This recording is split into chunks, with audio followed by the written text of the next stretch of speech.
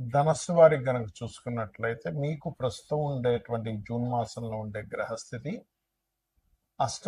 సప్తమంలో ఉండే గురువు అష్టమంలోకి జూన్ 2 నుంచి మారుతున్నాడు.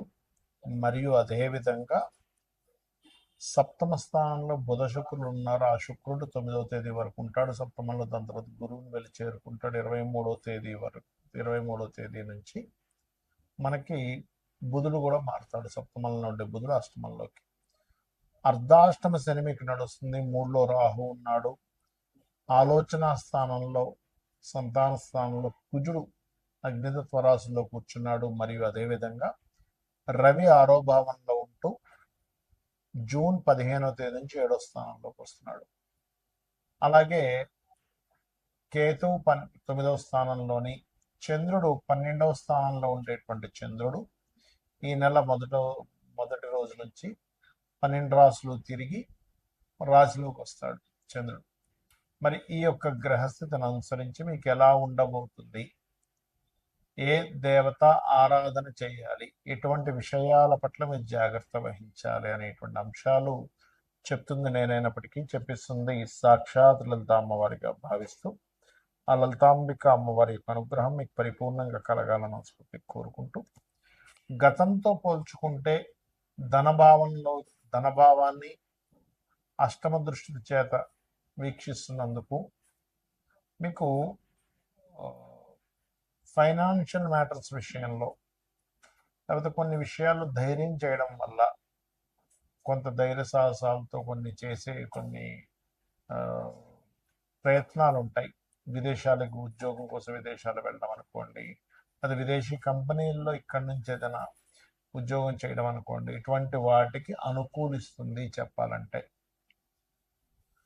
అలాగే మీరు ఎట్టి పరిస్థితుల్లో కూడా 7-8 తేదీలు ఏదైనా అగ్రిమెంట్స్ సంతకం పెట్టడం ఇటువంటి విషయాల పట్ల ఖచ్చితంగా జాగ్రత్తగా ఉండండి. 9-10 తేదీలు మీరు ఏదైనా ఒక ప్రాపర్టీ తీసుకునే అంశాల పట్ల కూడా కాస్త జాగ్రత్తగా ఉండండి. అయితే ఇక్కడ ఎప్పుడైతే ఈ చతుర్థ స్థానంలో అర్ధాష్టమ శని నడుస్తుందో, ప్రధానంగా మీరు ఏదైనా ఒక ప్రాపర్టీ తీసుకునే విషయం పట్ల, అప్పు ఇవ్వడం, అప్పు తీసుకునే విషయాల్లో, అది కూడా ల్యాండ్ కోసం, ల్యాండ్ పెట్టుకోను, లేకపోతే పేపర్స్ పెట్టుకోను, లేకపోతే పేపర్స్ అప్పు తీసుకునే విషయంలో ఖచ్చితంగా జాగ్రత్తగా ఉండాలి. మరియు సంతాన అభివృద్ధి, సంతానానికి కొంచెం ధనపరమైనటువంటి విషయాల్లో కొంత అభివృద్ధి, క్రియేటివ్ రిలేటెడ్ మూలంగా కొంతవరకు ఫైనాన్షియల్ గ్రోత్ రావడం, ఇటువంటివన్నీ ఉన్నాయి. కాకపోతే ఎంతైనా పంచమ స్థానంలో పంచమాధిపతి కుజుడు ఉన్నాడు కాబట్టి తాతయ్య వరుస వారితో కానీ, లేకపోతే సంతానంతో కానీ తెలియని కొంత స్ట్రెస్ అది ఉంటుంది. ఇష్టపడిన వారితో ప్రేమ వ్యవహారాలు, ప్రేమించిన వారితో కూడా. ఎందుకంటే కుజుడు ఎంతైనా కూడా కారకుడు కాబట్టి. పుణ్యక్షేత్ర దర్శనాలు చేసుకోవడం చాలా మంచిది. సూర్య ఆలయాలు, గణపతి క్షేత్రాలకు వెళ్ళడం చాలా చాలా మంచి ఫలితాలు ఇస్తుంది. ఉద్యోగ అవకాశాలు ఉన్న ప్రాంతం నుంచి వేరే ప్రాంతానికి వెళ్ళడం ద్వారా ఖచ్చితంగా ఉద్యోగ అవకాశాలు కూడా వస్తాయి. ఇక మీరు నిత్యము ముఖ్యంగా నరసింహస్వామి యొక్క ఆరాధన చేయండి, అన్ని విధాల మీకు బాగుంటుంది. ప్రస్తుతం గోచారంలో ఉండేటువంటి గ్రహాల యొక్క స్థితి మూలంగా మనం ఆల్రెడీ కొన్ని నెలల నుంచి చెప్తూనే వస్తున్నాం. కుజుడు అగ్నితత్వ రాశుల్లో ఉన్నాడు కాబట్టి విపరీతమైన ఎండల వల్ల వచ్చే ఇబ్బందులు ఉంటాయి. ఇది కొంచెం జాగ్రత్తగా ఉండాలి. నీటి వల్ల వచ్చేటువంటి వైరస్లు, గురువు అతిచారంలో కర్కాటకంలోకి వెళ్ళాడు కాబట్టి ధరలు విపరీతంగా పెరగడం, తగ్గడం, అది గోల్డ్ అనుకోండి, సిల్వర్ అనుకోండి, అన్నీ కూడా మనం ఆల్రెడీ మే 11 నుంచే, May first week, second week నుంచి పెరుగుతాయని చెప్పాం. అదే రకంగా పెరుగుతూ వస్తున్నాయి. అయితే ఇక్కడ ఏంటంటే ఈ గోల్డ్ మీద ఇన్వెస్ట్మెంట్ చేయాలా, సిల్వర్ మీద ఇన్వెస్ట్మెంట్ చేయాలని చాలామంది అడుగుతుంటారు. భూముల మీద చేయాలని. ఒకటే గుర్తుపెట్టుకోండి, మీ జన్మజాతకంలో కనుక రవి గురువులు బాగుంటే గోల్డ్ మీద చేయొచ్చు. ఎఫ్లెక్షన్లో లేదు అనుకుంటే, చంద్రుడు బాగుంటే సిల్వర్ మీద చేయొచ్చు, కుజుడు బాగుంటే ల్యాండ్స్ మీద చేయొచ్చు. మీ చతుర్థ భావం కూడా బాగుండాలి దాంతోపాటు, కుజుడితో పాటు, అప్పుడు ల్యాండ్స్ మీద మీకు కలిసి వస్తుంది. అయితే ఎప్పుడు కూడా ఈ గోచార ఫలితాలు గోచారంలో ఇటువంటివి ఇస్తూ ఉన్నప్పటికీ మీ జన్మజాతకంలో అసలు ఏముంది అనేది చూసుకోవాలి ఎప్పుడు కూడా. మీ జన్మజాతకంలో కనుక మీకు లగ్నాధిపతి ఎలా ఉన్నాడు, లగ్నం ఎందుకు బలహీనంగా ఉందా బలంగా ఉందా, అది గోచారంలో ఏదైనా మీ లగ్నాన్ని ఎఫ్లిక్ట్ చేస్తుందా అనేది చూసుకోవాలి. అప్పుడు ఏమవుతుందంటే మీకు అది ఏ గ్రహం ద్వారా మీకు ఎఫ్లిక్ట్ అవుతుందో దానికి దానం ఇచ్చుకున్న, దాని మంత్రం చేసుకున్న మీకు క్లియర్ అయిపోతుంది. ఏం టెన్షన్ పడక్కర్లేదు. ఏలినాటి శని వచ్చేసింది, కాలసర్ప దోషం ఉంది, ఇలాంటివి ఏం పెట్టుకోకండి. మీరు నిత్యము మీరు మీ ఇష్టదైవాన్ని ఆరాధించుకుంటూ నిత్యము లలిత చదువుకోవడము, ఉదయం సాయంత్రం ఏదైనా చక్కగా ఒక ఆలయానికి వెళ్ళడం చేస్తే మీ చుట్టూ మీ ఆరాలో పాజిటివ్ ఎనర్జీ ఎప్పుడైతే వచ్చిందో దేనికి భయపడాల్సిన అవసరం ఉండదు. కాకపోతే ఇక్కడ ఏంటంటే ఆస్ట్రాలజీ ఎందుకుంది, జ్యోతిషాస్త్రం ఎందుకుందంటే మీకు ఒక మార్గం చూపించడం, జ్యోతి అంతే కదండి, వెలుగు, జ్యోతిష్యము అంటారు. కాబట్టి వెలుగునిస్తుంది. అసలు మీకు ధనయోగం ఎందులో ఉంది అనేది మీ జాతకం చెప్తుంది. ఈ మార్గంలో వెళ్తే, ఈ ప్రొఫెషన్లో ఉంటే, ఇది చదువుకుంటే, ఈ వ్యాపారం చేస్తే, ఈ ఈ సమయంలో వ్యాపారం చేస్తే, ఇటువంటి వాటికి సంబంధించిన సర్వీసెస్ లేకపోతే ఉద్యోగం చేయాలనే దాన్ని ఒక క్లారిటీ ఇస్తుంది. అదేవిధంగా మీరు చేసే ప్రయత్నాలు అనుకోండి, మీరు ఉండే డైరెక్షన్ అంటే మీరు ఎప్పుడు గృహం కొనుక్కోవాలి, ఏ డైరెక్షన్లో నివసిస్తే మంచిది అనేది మీ చతుర్థ భావం.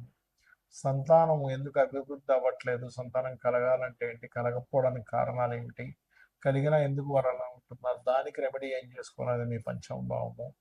రుణరోగ శత్రుభావం అంటారు. అంటే మనం పూర్వజన్మల్లో చేసినటువంటి కర్మలు రుణము రూపంలోని, రోగము రూపంలోని, శత్రు రూపంలో వస్తుందట. దాన్ని మీ ఆరో భావంలో ఉండేటువంటి గ్రహాల యొక్క స్థితిగతులను బట్టి మీరు దాన్ని సెట్ చేసుకోవాలి. అలాగే మరొక విషయం ఏంటంటే ఇక్కడ గమనించినట్లయితే ఈ జాతక చక్రంలో ముఖ్యంగా మీకు అష్టమం అంటే ఆకస్మిక సంఘటనలు, దశమం వృత్తి, లాభం వ్యాపార సంబంధించినటువంటి విషయాలు ఏవైతే ఉంటాయో ఇక్కడ ప్రధానంగా మీ యొక్క పర్సనల్ చార్ట్లో ఎలా ఉంది అనేటువంటి విషయాలను చూసుకోవాలి. అవి ఏమి చూసుకోకుండా కేవలం మీరు ఏలినాటి శని వచ్చేసింది, అర్ధాష్టమి శని వచ్చింది, దాని ప్రభావం ఉండదని నేను చెప్పట్లే. అది ఉన్నప్పటికీ మీరు ఏలినాటి శని ఉన్న ఎవరైనా సరే ఓం అనాకలిత సాదృశ్య చుబుక శ్రీ విరాజితాయ మహామంత్రం చేసుకోవడము, గోవులకు కాస్త బెల్లము తినిపించడము, మరియు అదే విధంగా మరొక విషయం ఏంటంటే ఇక్కడ గమనించినట్లయితే ఈ యొక్క ఈ నిత్యము కూడా ఎల్నాటి శని ఉండేటువంటి వారు కాస్త శనివారం పూట కాస్త ఏంటంటే నువ్వుల నూనె ఒంటికి రాసుకొని దాని తర్వాత స్నానం చేయడం ద్వారా కూడా మీకు ఎల్నాటి శని యొక్క ప్రభావం తగ్గుతుంది, గుర్తుపెట్టుకోండి. ఇక మీరు ఇంకొక విషయం ఏంటంటే ఇక్కడ మీరు అర్థం చేసుకోవాల్సింది, ఇన్వెస్ట్మెంట్స్ చేసే విషయంలో, విదేశాలకు వెళ్ళే విషయంలో కూడా ఒక సమయం అనేటువంటిది ఉంటుంది. ఎప్పుడు ఇన్వెస్ట్మెంట్ చేయాలి, ఎప్పుడు ఇన్వెస్ట్మెంట్ చేయకూడదు, ఏ సమయంలో ఇన్వెస్ట్మెంట్ చేయడం వల్ల మీకు మంచి ఫలితాలు ఉంటాయి, ఏ సమయంలో ఇన్వెస్ట్మెంట్ చేయకపోవడం వల్ల మీకు మంచి ఫలితాలు ఉంటాయి కూడా ఉంటుంది. అది మీరు గోచారంలో 12వ భావంలో ఏ గ్రహం వచ్చి కూర్చుంది అనేటువంటిది చూసుకోవాలి. అది మీరు ఇది సమయం మంచి సమయమా కాదా అనేటువంటి నిర్ధారణ ఇస్తూ ఉంటుంది. ఆ రకంగా చేసుకుని మీకు ఇంకోటి ఏంటంటే ఉంగరాలు ఇలాంటివి పెట్టుకుంటూ ఉంటారు, నేను కాదనట్లే, దానివల్ల కొంత ఎనర్జీ, పాజిటివ్ ఎనర్జీ ఉంటుంది. కానీ మీరు ఏంటంటే తెలియకుండా, తెలుసుకోకుండా ఏది పడితే అది పెట్టేసుకుంటున్నారు. అలా కాదు, మీకు మీ జన్మజాతకంలో ఏ గ్రహం మీకు పాజిటివ్ ఫలితాలు ఇస్తుంది, ఆ గ్రహ సంబంధించింది ఇప్పుడు మీకు పెట్టుకోవచ్చా లేదా కొంతకాలం తర్వాత ఆ యొక్క ఉంగరాన్ని ధరించాలా అనేటువంటి విషయం మీ జన్మజాతకంలో నవగ్రహాల్లో ఏ గ్రహం మీకు పాజిటివ్గా ఉందో చూసుకుని దాన్ని పెట్టుకోవాలి. లగ్నానికి శుభుడు పాపి, మనకి శనివర్గ లగ్నాలు, గురువర్గ లగ్నాలు అని 2 రకాలుగా ఉంటాయి. కాబట్టి దాన్ని బట్టి కూడా పెట్టుకుంటారు. కానీ దానికంటే అతి ముఖ్యంగా మీరు చూసుకోవాల్సింది మీ యొక్క లగ్నం శనివర్గమైనా గురువర్గమైనా కూడా మీ యొక్క జాతక చక్రంలో మీ గ్రహాల్లో ఏది స్ట్రాంగ్గా ఉందో చూసుకుని పెట్టుకోవడం వల్ల మీకు మంచి ఫలితాలు రానున్నాయి, గుర్తుపెట్టుకోండి, వస్తాయి కూడా. ఇక నిత్యము దేవతారాధన చేసుకోవడం, నిత్య దీపారాధన చేసుకోవడం చేయండి, మీకు అన్ని విధాలా బాగుంటుంది. శ్రీమాత్రే నమః.